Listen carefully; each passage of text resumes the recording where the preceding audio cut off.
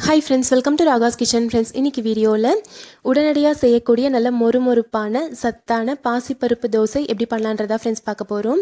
இந்த தோசை செய்யறதுக்கு நம்ம மாவு அரைச்சு புளிக்க வைக்கணும் தேவையில்லைங்க. அரைச்ச உடனேவே செஞ்சிரலாம். ரொம்ப ஈஸியா இருக்குங்க. சட்டுன்னு செஞ்சிரலாம். இந்த தோசை செய்யறதுக்கு தேவையான பொருட்களும் ரொம்ப குறைவு தான். நல்லா கிறிஸ்பியா வரும். கண்டிப்பா ட்ரை பண்ணி பாருங்க. இப்போ இந்த சத்தான பாசிப்பருப்பு தோசை எப்படி பண்ணலாம்ன்றது பார்க்கலாங்க. இது செய்யறதுக்கு ஃபர்ஸ்ட் ஒரு பவுல் எடுத்துக்கலாங்க. இதுல 1 கப் அளவுக்கு பாசிப்பருப்பு எடுத்துக்கிறேன்.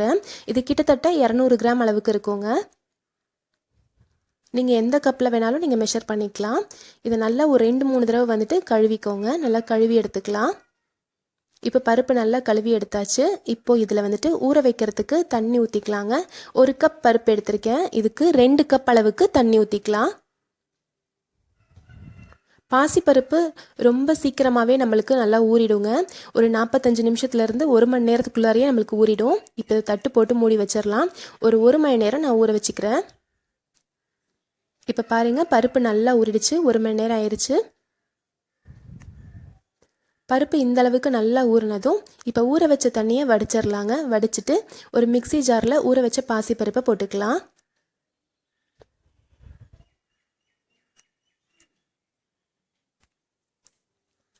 இப்போ இது கூட 3ல் 1 பகுதி, அதாவது அரை கப்புக்கு கொஞ்சம் குறைவான அளவில் அரிசி மாவு சேர்த்துக்கலாங்க. கூடவே தேவையான அளவுக்கு உப்பு சேர்த்துடலாம். இப்போ இது கூட ஒரு அரை கப் அளவுக்கு தண்ணி ஊற்றி இதை நல்லா நைஸாக அரைச்சி எடுத்துக்கலாம். வறுத்த மாவு வறுக்காத மாவு எது வேணாலும் நீங்கள் பயன்படுத்தலாம் அரிசி மாவு இது கூட சேர்க்கறதுக்கு.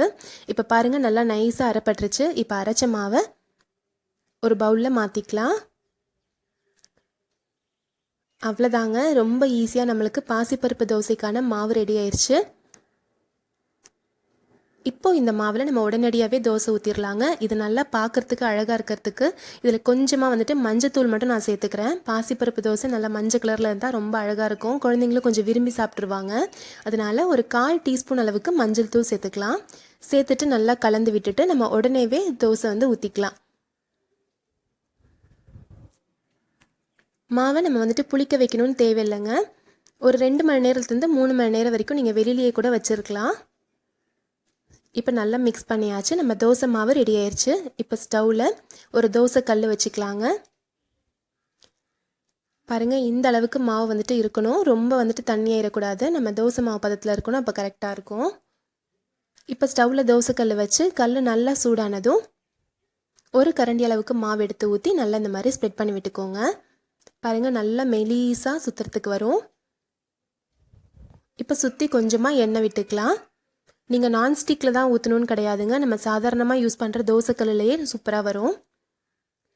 ஒரு சைடு நல்லா வெந்தாலே போதுங்க. மேலெல்லாம் பாருங்கள் நல்லா வெந்துருச்சு. ஒரு பக்கம் வெந்ததுமே நம்ம அப்படியே திருப்பி எடுத்துடலாம். அவ்வளோதான், சூப்பரான மொறுமொறுப்பான பாசிப்பருப்பு தோசை ரெடி ஆயிடுச்சுங்க. இப்போ நான் இதில் நடுவில் வந்துட்டு கொஞ்சம் பொடி தேய்ச்சி விட்டுக்கிறேன்.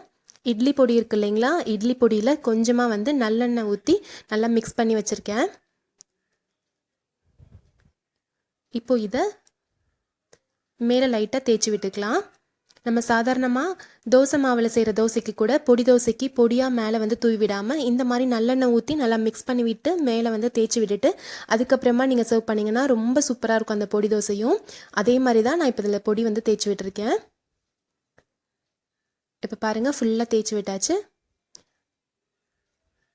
இப்போ ஒரு 10 செகண்ட் விட்டு அதுக்கப்புறமா நம்ம எடுத்துடலாம். இப்போ அழகாக அப்படியே ரோல் பண்ணிடலாங்க. சூப்பராக டேஸ்டியான பாசிப்பருப்பு பொடி தோசை ரெடி ஆயிடுச்சு பாருங்கள். இதே மாதிரி நீங்களும் ட்ரை பண்ணி பாருங்கள். ரொம்ப சூப்பராக வரும். நல்லா டேஸ்டியாகவும் இருக்கும், நல்லா கிறிஸ்பியாகவும் இருக்கும். இது கூட நீங்கள் எந்த சட்னி வேணாலும் நீங்கள் வச்சு சாப்பிட்லாங்க. ரொம்ப டேஸ்டியாக இருக்கும். தேங்காய் சட்னி, தக்காளி சட்னி, கார சட்னி, இது எல்லாத்துக்கூடையுமே சூப்பராக டேஸ்டியாக இருக்கும். இப்போ ஸ்டவ் சிம்மில் வச்சிடலாங்க. சிம்மில் வச்சுட்டு அடுத்த தோசைக்கு அதே மாதிரி ஊற்றிக்கலாம். கல் ரொம்ப சூடானா தோசை வராது அப்படின்லாம் ஒன்றும் இல்லைங்க, சூப்பராக வரும். இப்போ நல்லா தேய்ச்சி விட்டுறலாம்.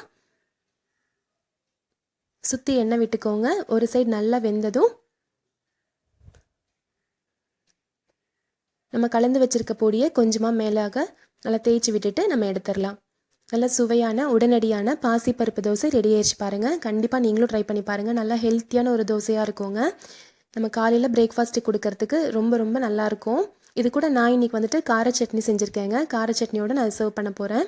சூப்பராக நல்லா கிறிஸ்பியான மொறுமொறுப்பான சத்தான பாசிப்பருப்பு தோசை ரெடி ஆயிடுச்சு. நீங்கள் விருப்பப்பட்டீங்கன்னா இந்த மாவுலேயே வந்துட்டு ஒரு துண்டு இஞ்சி, 2 பச்சை மிளகாய், கொஞ்சம் சீரகம் இதெல்லாம் போட்டு கூட நம்ம அரைச்சி சூப்பராக ஊற்றிக்கலாம். நல்லா ஃப்ளேவர்ஃபுல்லாக இருக்கும் தோசையும். பாருங்கள், கார சட்னியோடு சர்வ் பண்ணியிருக்கேன். நல்லா மொறுமொறுப்பாக வந்திருக்கு, நல்லா கிறிஸ்பியாக இருக்குங்க. இந்த ரெசிபி கண்டிப்பாக உங்களுக்கு பிடிச்சிருக்குன்னு நினைக்கிறேன் ஃப்ரெண்ட்ஸ். ட்ரை பண்ணி பார்த்துட்டு எப்படி வந்துச்சுன்றது ஃபீட்பேக்கை ஷேர் பண்ணுங்கள். இந்த ரெசிபி உங்களுக்கு பிடிச்சிருந்துச்சுன்னா நம்ம சேனல் ராகாஸ் கிச்சனில் ஒரு லைக் கொடுங்க. ஃப்ரெண்ட்ஸ் கூட இந்த வீடியோவை ஷேர் பண்ணிக்கோங்க. சப்ஸ்கிரைப் பண்ணி வச்சுக்கோங்க. தேங்க்யூ.